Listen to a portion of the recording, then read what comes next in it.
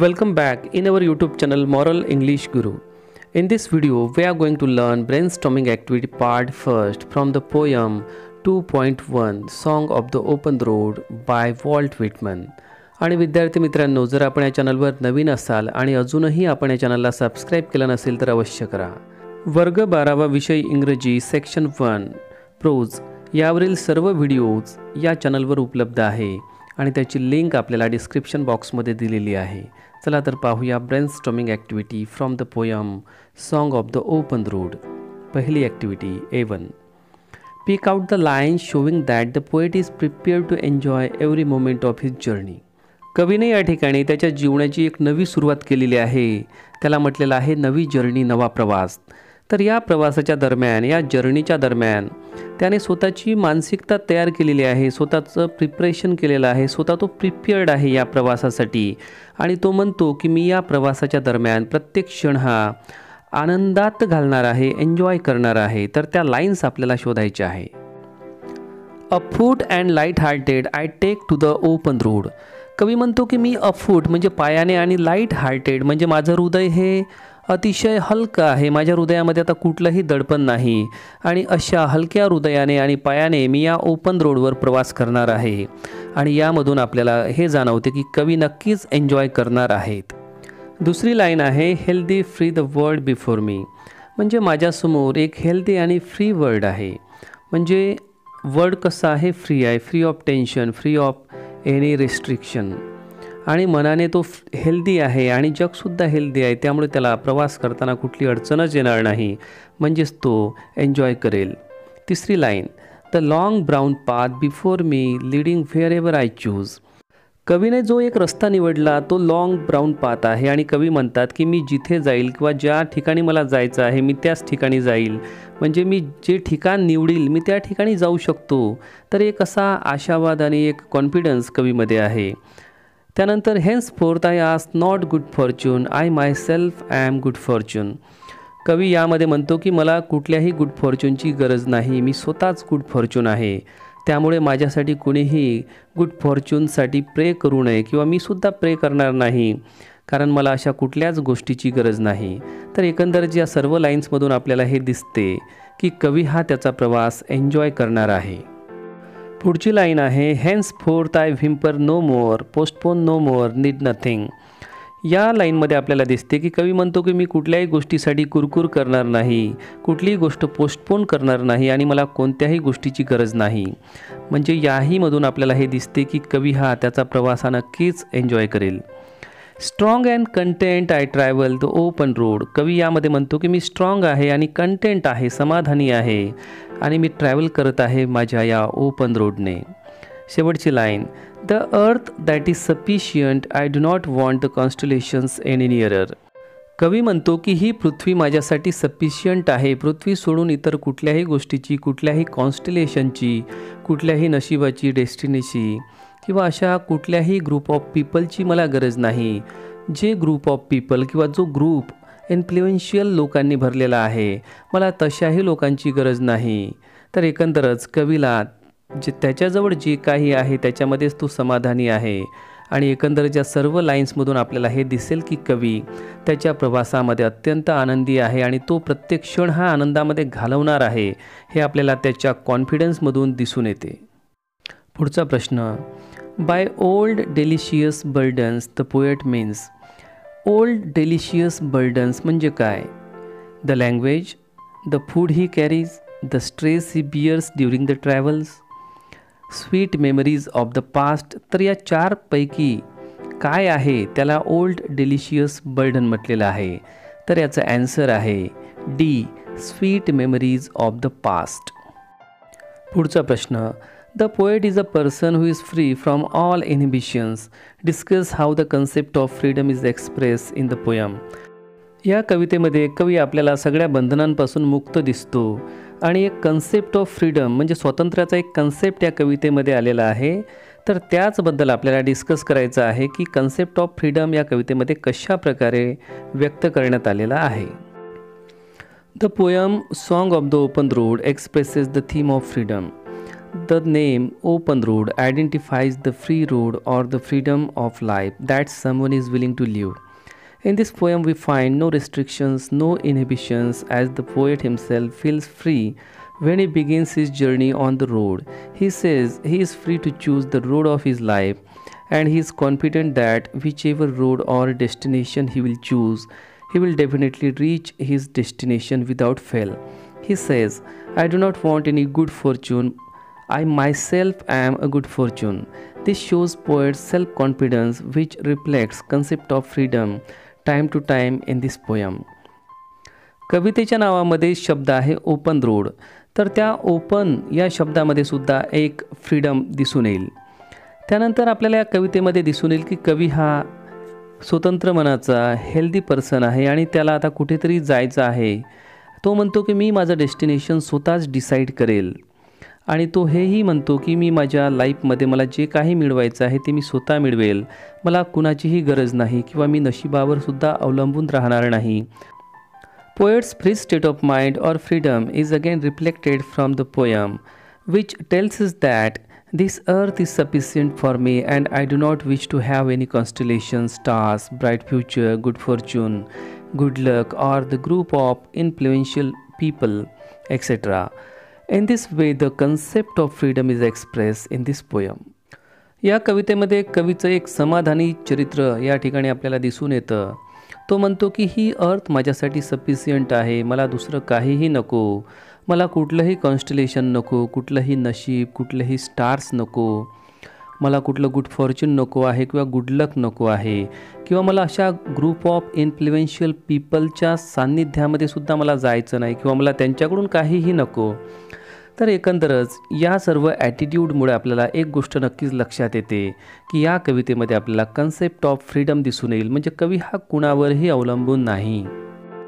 Question number 82 मधलं पहिलं, following are the activities of the poet related to his journey on the road. Divide them into 2 parts as activities the poet will practise and activities he will not practise. आपल्याला काही activities दिलेल्या आहेत, त्यापैकी poet कोणत्या activities करणार आहे आणि poet कोणत्या ॲक्टिव्हिटीज करणार नाही हे आपल्याला सेपरेट करायचं आहे. ॲक्टिव्हिटीज समोर दिलेल्या आहे. पहिलं, A, walking along the road though he does not know where it reaches. म्हणजे तो एका रोडने चालत जाणार आणि तो रोड कुठे जाईल हे त्याला माहीत नसेल किंवा नाही. B, complaining about the discomforts during the journey. जर्नीच्या दरम्यान जे काही डिस्कम्फर्ट्स येतील त्याबद्दल तो कंप्लेन करेल. C, postponing the journey. तो त्याचा प्रवास पुढे पोस्टपोन करेल किंवा पुढे ढकलेल. D, praying for good fortune. तो गुड फॉर्च्यूनसाठी प्रे करेल, प्रार्थना करेल. E, carrying the fond memories of the good people. काही गुड पीपलच्या फॉन्ड मेमरीज तो स्वतःसोबत कॅरी करेल. F, creating contacts with famous and influential people. जे लोक फेमस आहेत आणि इन्फ्लुएन्शियल आहे त्यांच्यासोबत तो कॉन्टॅक्ट वाढवेल. G, striving to achieve high and bright success. आपल्या जीवनामध्ये हाय आणि ब्राईट सक्सेस मिळवण्याचा तो प्रयत्न करेल. H, reflecting and developing his on self. त्याचा स्वतःचा सेल्फ रिफ्लेक्ट करणे आणि डेव्हलप करणे याचा तो प्रयत्न करेल. तर अशा ॲक्टिव्हिटीज आहेत. तर आपल्याला आता पाहायचं आहे की यापैकी कोणत्या ॲक्टिव्हिटीज तो करणार आहे आणि कोणत्या ॲक्टिव्हिटीज तो करणार नाही. आता ज्या ॲक्टिव्हिटीज तो करणार आहे त्यापैकी पहिली, E, carrying the fond memories of the good people. म्हणजे गुड पीपलच्या काही मेमरीज, स्वीट मेमरीज तो त्याच्यासोबत कॅरी करणार आहे. G, striving to achieve high and bright success. खूप उंच आणि दैदिप्यमान यश मिळवण्यासाठी तो स्ट्राईव्ह करणार आहे, प्रयत्न करणार आहे. आणि H, reflecting and developing his on self. स्वतःचा सेल्फ म्हणजे स्वतःला डेव्हलप करणे, स्वतःला रिफ्लेक्ट करणे, स्वतःमध्ये काय आहे हे जाणून घेण्याचा तो या प्रवासाच्या दरम्यान प्रयत्न करणार आहे. तर ह्या गोष्टी तो करणार आहे.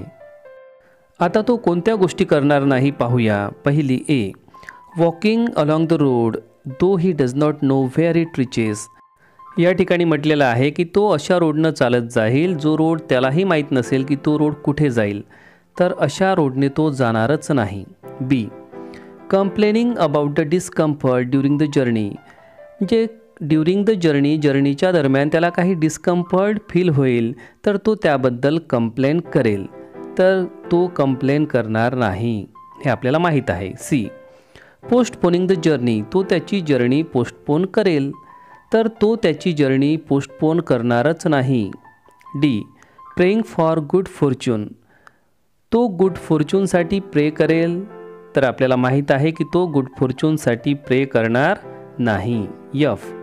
Creating contacts with famous and influential people, काही फेमस आणि इन्फ्लुएन्शियल म्हणजे ज्या लोकांचा एक प्रभाव आहे अशा प्रभावी लोकांसोबत तो त्याचे कॉन्टॅक्ट्स वाढवेल.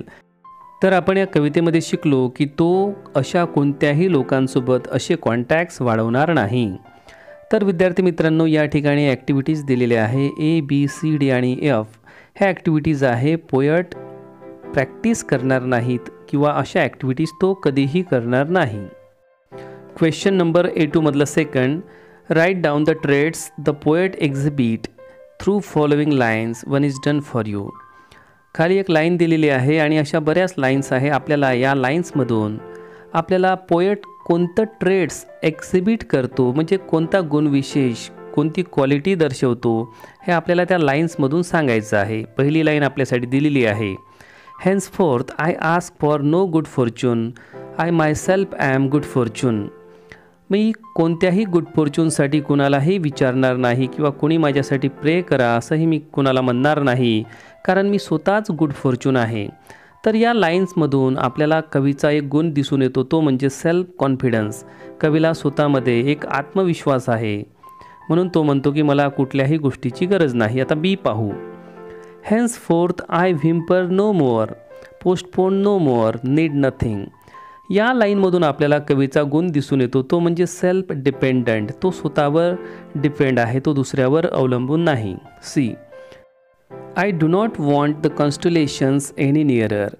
या लाईनमधून आपल्याला त्याचा स्वभाव विशेष किंवा त्याच्यामध्ये असलेला एक क्वालिटी गुण दिसून येईल, तो म्हणजे रेझोल्यूट. रेझोल्यूट म्हणजे दृढ निश्चय. डी.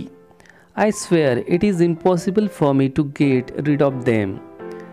या लाईनमधून आपल्याला कवीची रिस्पॉन्सिबिलिटी दिसून येते की मी आता या गोष्टींमधून स्वतःला अलिप्त ठेवू शकत नाही, मी त्या भावना माझ्यापासून दूर सोडू शकत नाही, मी स्वतःला गेट रीड ऑफ करू शकत नाही. म्हणजे रिस्पॉन्सिबिलिटी किंवा तो रिस्पॉन्सिबल आहे किंवा लविंग आहे, तर असे स्वभाव विशेष आपल्याला दिसून येतात. आणि शेवटचं E. I am filled with them. या लाईनमधून दिसून येईल रिस्पॉन्सिबिलिटी, तो रिस्पॉन्सिबल आहे की मी आता कोणत्या तरी गुणांनी भरलेलो आहे, कोणत्या तरी लविंग अफेक्शनने मी फिलअप झालेलो आहे. I will fill them in return. आणि मी सुद्धा त्या लोकांना तशाच प्रकारच्या भावनेने फिलअप करेल. तर या लाईनमधून कवीचा एक पर्सनॅलिटी ट्रेट आपल्याला दिसून येतो, तो म्हणजे ऑप्टिमिस्टिक. तो आशावादी आहे आणि रिस्पॉन्सिबल, जबाबदार. क्वेश्चन नंबर A2 मधलं third. Healthy free the world before me, express your views regarding the above line. माझ्यासमोर एक हेल्दी, तंदुरुस्त, निरोगी, भक्कम आणि फ्री, स्वतंत्र अशा प्रकारचे एक जग आहे. तर या लाईनमधून नेमकं कवीला काय सांगायचं आहे किंवा आपण जी कविता शिकलो, तर आपल्याला या कवितेमधून जे काही कळालं तर त्या अनुषंगाने आपल्याला ही लाईन एक्सप्रेस करायची आहे आपल्या भाषेमध्ये. The road in the poem song of the open road signifies the road of life. Where poet wants to keep him mobile, he does not want to be stick to one place. He has started his journey to explore new horizons of knowledge related to his life which he cannot find from libraries or from his daily routine life. Now poet seems himself healthy, strong by his mind, strong within and without. He is healthy, it means he has good relations with others and others also have warm feelings for the poet. तर healthy या शब्दामधून आपल्याला एक गोष्ट आपण सांगू शकतो की हेल्दी म्हणजे काय, तर सगळ्या बाजूंनी सक्षम किंवा कुठल्याही रोगाची लागण झालेली नसणे. कवीचं मन हे निरोगी आहे, कवी स्वतः निरोगी आहे आणि कवी आता अशा जगामध्ये एंटर करत आहेत की ते जगसुद्धा निरोगी आहे. त्या जगालासुद्धा कुठल्याही रोगाची लागण झाली नाही, रोगाचे वेगवेगळे प्रकार राहू शकतात. तर कवी म्हणतो की मी या जगामध्ये चाललो, ते जग हेल्दी आहे, त्यामुळे मला त्या जगाची काही भीती नाही, मला त्या जगाकडून कुठलीही बाधा होण्याची शक्यता नाही, मला कोणता आजार होण्याची शक्यता नाही. किंवा मला जे काही शोधायचं आहे ते मी इझिली शोधू शकेल कारण मला कोणीही अडवणार नाही किंवा अडवण्यासारखी लोकांची मानसिकताच नाही, तर मी अशा एका हेल्दी वर्ल्डमध्ये चाललेलो आहो. तर अशा प्रकारचा आशय, अर्थ, मीनिंग या ठिकाणी राहू शकतं. He has no complaint about anybody. Thus, healthy means positive or encouraging surrounding to conquer different horizons. Free means free from any restrictions, free from any household complaint, and free means he can do whatever he wants to and there is nobody to stop him in his work. तर या ठिकाणी healthy याचा अर्थ असाहीच आहे. Healthy म्हणजे positive आणि त्याला जे काही करायचं आहे त्याच्यासाठी एनकरेज करणारं सराउंडिंग, जे त्याला मिळवायचं आहे, कॉन्कर करायचं आहे ते त्याला इझिली प्राप्त करून देऊ शकेल. फ्री या शब्दाचा अर्थ आपण असा घेऊ शकतो की तो सगळ्या बंधनांपासून मुक्त आहे. त्याच्यावर कुठलंही हाऊसहोल्ड कंप्लेंट नाही, म्हणजे कुठलीही घरगुती अडचण किंवा तक्रार त्याच्याबद्दल नाही. तो आता मनाने स्वतंत्र आहे आणि तो कुठलीही गोष्ट प्राप्त करू शकतो. त्याला जे काही पाहिजे आहे तो मिळवू शकतो. त्याला कोणीही थांबवणार नाही किंवा त्याच्या कार्यामध्ये कोणीही अडचण निर्माण करणार नाही. तर अशा प्रकारची परिस्थिती म्हणजे फ्री अशा अर्थानं आपण घेऊ शकतो. तर विद्यार्थी मित्रांनो, ही होती brainstorming activity part 1 from the poem song of the open road by Walt Whitman. विद्यार्थी मित्र हो, हा इंग्रजीचा सिलेबस व्हिडिओच्या माध्यमातून देण्याचा मी प्रयत्न करत आहे आणि अवघ्या 1-2 महिन्यामध्ये हा संपूर्ण सिलेबस मी तुमच्यासमोर व्हिडिओच्या माध्यमातून ठेवणार आहे. आतापर्यंत अपलोड झालेले सर्वच व्हिडिओ या चॅनलवर उपलब्ध आहेत आणि त्या सर्वांच्या लिंक्स मी तुम्हाला डिस्क्रिप्शन बॉक्समध्ये दिलेल्या पण आहेत. यानंतरही अपलोड होणाऱ्या सर्व व्हिडिओच्या लिंक्स आपल्याला मिळाव्या यासाठी आपण जर या चॅनलला सबस्क्राईब केलं नसेल तर अवश्य करा. Thanks a lot for watching moral English Guru. Thank you.